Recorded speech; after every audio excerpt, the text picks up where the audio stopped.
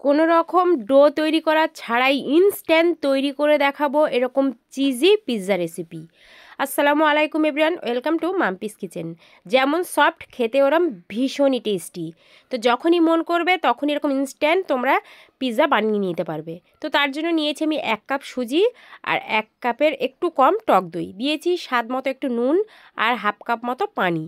এবার এটাকে খুব ভালো করে মিশিয়ে নেব এবং মিশিয়ে একটু রেস্টে রেখে দেবো ওই 5 মিনিট মতো। আর তার আগে বলে রাখি, তোমরা আমার ইউটিউব চ্যানেলে যদি নতুন বন্ধু হয়ে থাকো প্লিজ চ্যানেলটা সাবস্ক্রাইব করে রাখবে, আর ফেসবুক পেজ থেকে দেখলে পেজটাকে ফলো করে পাশে থাকবে এরকম নিত্য নতুন সুন্দর সুন্দর রেসিপি পাওয়ার জন্য। তো এটা আমি 5 মিনিট রেস্টে রাখার পর এটা মিক্সিতে দিয়েছি, আর মিক্সিতে দেওয়ার পর আরও 1/2 কাপ মতো আমি পানি দিয়েছি। তারপর ঠিক এরকম একটা ব্যাটার তৈরি হবে। ব্যাটারটা খুব বেশি ঘন না, খুব বেশি পাতলাও না। তারপর এখানে দিয়ে দেবো 1/2 চামচেরও একটু কম বেকিং পাউডার। তারপর খুব ভালো করে বেকিং পাউডারটা মিশিয়ে নেব ব্যাটারের সঙ্গে।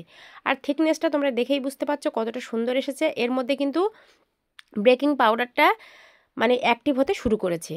তো এইবার একটা ফ্রাইং প্যান নিয়েছি আর সামান্য একটু তেল দিয়েছি, খুব বেশি তেলের প্রয়োজন নেই। তারপর একটা টিস্যু দিয়ে তেলটা খুব ভালো করে একটু মুছে দিচ্ছি। তো তেলটা মোছা হয়ে গেলে ব্যাটারটা পুরোটাই আমি এখানে ঢেলে দেব, আর একদম ঢাকনা দিয়ে ঢেকে রাখবো। আর এই ঢাকনার উপরে যে ছিদ্রটা আছে সেটাও কিন্তু আমি এটা বন্ধ করে দেব। তো এটা একদম লো আঁচ করে রেখেছি।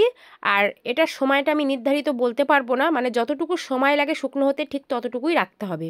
আর অলরেডি দেখতেই পাচ্ছ উপর থেকে অনেকটা অসংখ্য ছিদ্রযুক্ত হওয়া শুরু হয়েছে। তো এরকম অসংখ্য ছিদ্রযুক্ত তৈরি হবে এবং ব্যাটারটা কিছুক্ষণের মধ্যে একদমই শুকিয়ে যাবে। এটা লো আঁচ করে রাখতে হবে এবং তোমাদের দেখেই বুঝে নিতে হবে।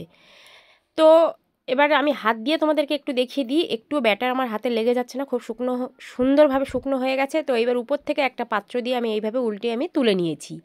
তারপর সেই একই ফ্রাইং প্যানে সামান্য একটু তেল আমি এইভাবে আবারও টিস্যু দিয়ে মুছে নিচ্ছি। এখন কিন্তু গ্যাসটা আমি অফ করে দিয়েছি। তো যে পিৎজার বেসটা আমরা তৈরি করেছিলাম সেই বেসটা আমরা আবারও সেই ফ্রাইং প্যানে উল্টো সাইডে দিয়ে দিলাম। তারপর দিয়ে দিলাম একটু টমেটো কেচাপ আর দিয়ে দিলাম একটু পিৎজা সস। আমার কাছে সসটা একেবারেই শেষ, অল্প অল্প একটু ছিল, সেটুকুই আমি মুছে মেছে দিয়ে দিলাম। তো এখানে পিৎজা সসটা তোমরা না দিলেও না দিতে পারো, কোনো অসুবিধা নেই, শুধু টমেটো সস দিয়েই কাজটা চালিয়ে নিতে পারো। তারপর এখানে দিয়ে দিলাম মেয়োনিজ। এখানে এটা তান্দুরি মেয়োনিজ ব্যবহার করছি, তোমরা এমনি নর্মাল মেয়োনিজও ব্যবহার করতে পারো। নর্মাল মেয়োনিজটা আমার কাছে শেষ, মানে আমার কাছে কিছুই ছিল না, বাড়িতে কিছুই ছিল না, একদম ঝটপট কম উপকরণে আর কম সময়ে কম খরচে তোমাদের এই পিৎজা রেসিপিটা কিন্তু আমি দেখিয়ে দিচ্ছি।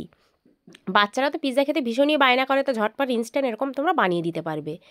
তো তারপর টপিংস আমি সাজিয়ে নিয়েছি, পেঁয়াজ, ক্যাপসিকাম আর টমেটো কুচি দিয়ে দিয়েছি। উপর থেকে একটু দিয়ে দিলাম গোলমরিচ গুঁড়ো আর দিয়ে দিলাম একটু অরিগানো, এতে একটু টেস্টটা সুন্দর আসবে। দিয়ে দিলাম একটু চিলি ফ্লেক্স। চিলি ফ্লেক্সটা একদম অল্প পরিমাণে দিয়েছি যেহেতু আমার বাচ্চা খাবে। তো এইবার দিয়ে দেবো মোজারেলা চিজ। আমি এখানে যতটা পরিমাণ পাচ্ছি বা ইচ্ছা মতো মোজারেলা চিজটা দিয়ে দেবো। তোমাদের কাছে যে কোনো ধরনের চিজ হাতের কাছে যদি থাকে তোমরা সেই ধরনের চিজটাই দিয়ে দিতে পারো। তো এইবার ঢাকনা দিয়ে ঢেকে একদম লো আঁচ করে চিজটা মেল্ট হওয়া পর্যন্ত রেখে দেবো। দেখতেই পাচ্ছ চিজটা খুব সুন্দরভাবে মেল্ট হয়ে গেছে। তো একদম তৈরি হয়ে গেল ইনস্ট্যান্ট মাখা বেলার ঝামেলা ছাড়াই আমাদের পিৎজা রেসিপি। তো এইবার আমি একটা পাত্রে আমি সার্ভ করে দেখাচ্ছি এবং কেটেও দেখাবো যে কতটা সফট হয়েছে। আর রেসিপিটা কেমন লাগলো অবশ্যই কমেন্টে জানিও, ভালো লাগলে লাইক কমেন্ট আর বন্ধুদের মাঝে বেশি করে শেয়ার করে দিও। আর এই ইনস্ট্যান্ট পিৎজা খেতে কেমন লাগে সেটা জানার জন্য অবশ্যই বাড়িতে তৈরি করে খেতে হবে। আর তৈরি করার পর অবশ্যই রিভিউ দিতে তোমরা কিন্তু ভুলবে না আমার কমেন্ট বক্সে। তো একটা কেটে দেখাই, জাস্ট তোমরা দেখো। বাড়ির ছোটো বাচ্চারা যখন তখন পিৎজা খেতে মন চায়, ওদের যে মন কি বলে সেটা বলা যায় না। তো বাড়িতে এরকম সুজি দিয়ে যদি তোমরা এরকম বানিয়ে নিতে পারো পিৎজাটা, তা খুবই ভালো হয়। আর মাত্র 1 কাপই সুজি কিন্তু আমার লেগেছে।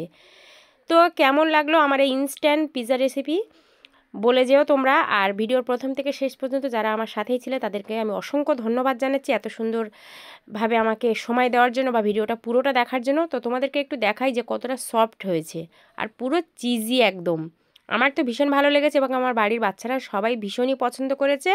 তো তোমরা ঝটপট বানাও আর কমেন্টে জানাও। আল্লাহ হাফেজ।